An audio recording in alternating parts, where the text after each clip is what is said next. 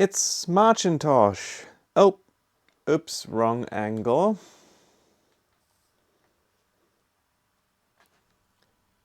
It's Macintosh.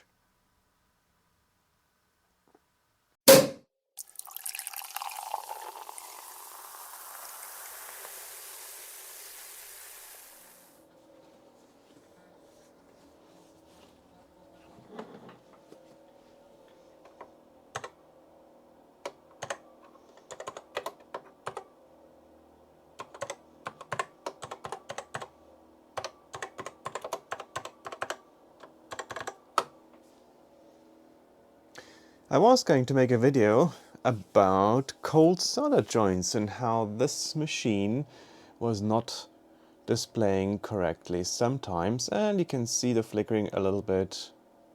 Aha, so the problem still exists, and we would usually change or fix that by giving it a good bang on the side, and as you can see, it does change how it's pictured.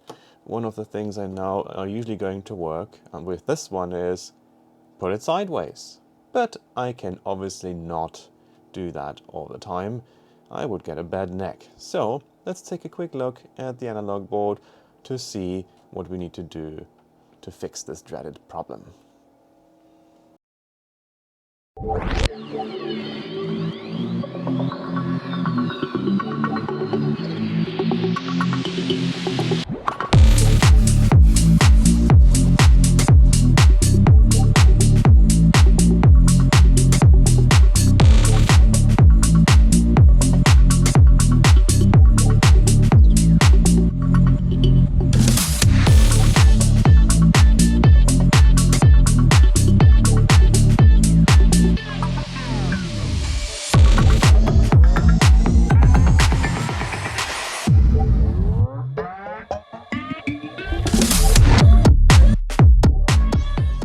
Now it's a little bit hard to see while this is not removed from the chassis, lazy me, but I have another analog board, this is from a Macintosh SE, to demonstrate what usually causes cracked solder joints, and that is heavy components such as the flyback transformer or connectors, anything where you put in cables, especially if it's being done over time and causes stress to the solder joints underneath. So we'll be taking a look at those over here, carefully examining them, and they're not always visible, but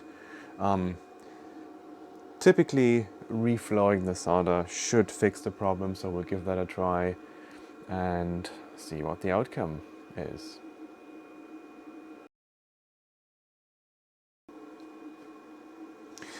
Now there are several ways to go about this. One is you can simply use your soldering iron and melt and reharden the solder around. You might even want to add a little extra, or you use the solder sucker and or desoldering gun, and you completely remove the old solder and then put some fresh one back on. That would be the right method. However, if you're lazy, the other one will do, at least for some amount of time as well.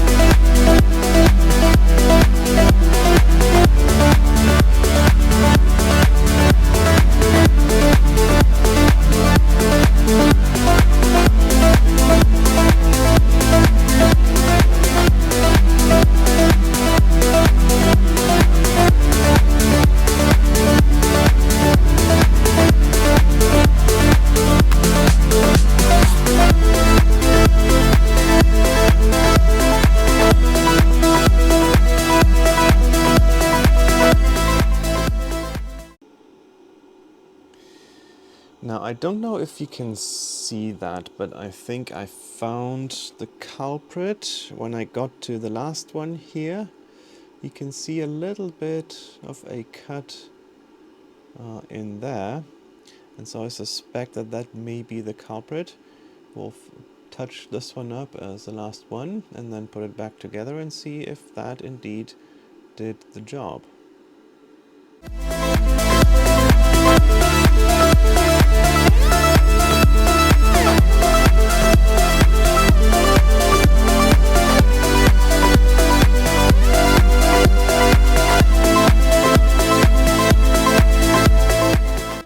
Alright, quick power on test before we put it back together. I'm powering it through the system saver unit over here, so that's why it looks a little bit funky. And off we go.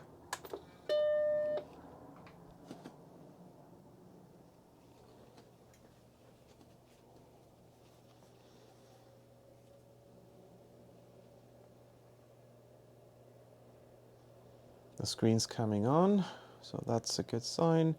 We might have to adjust the geometry still a little bit, but as long as the screen does come on, I am pretty happy.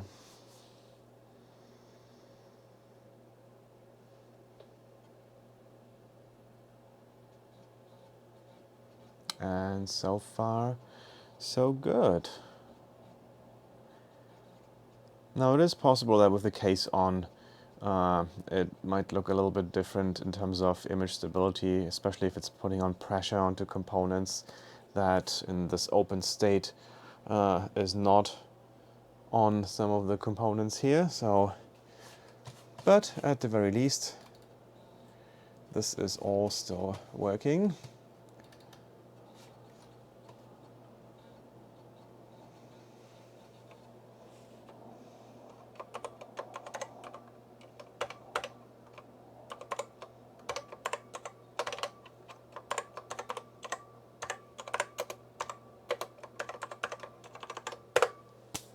I still can't get used to this keyboard, but all right. So let's put the case back on and then check to see if it still works.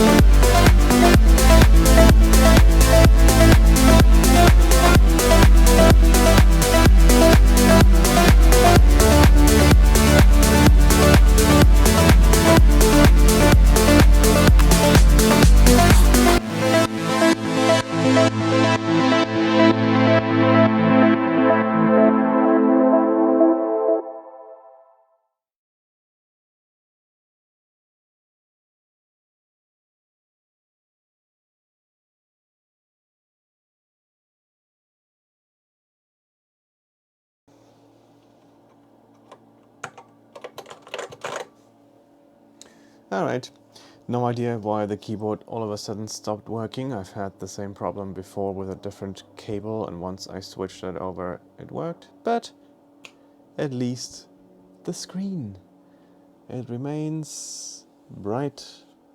I can see it, it doesn't go blank again, so I would consider that a success for now, and we'll hopefully find out what's happening with the keyboard some other time. So, thank you for watching.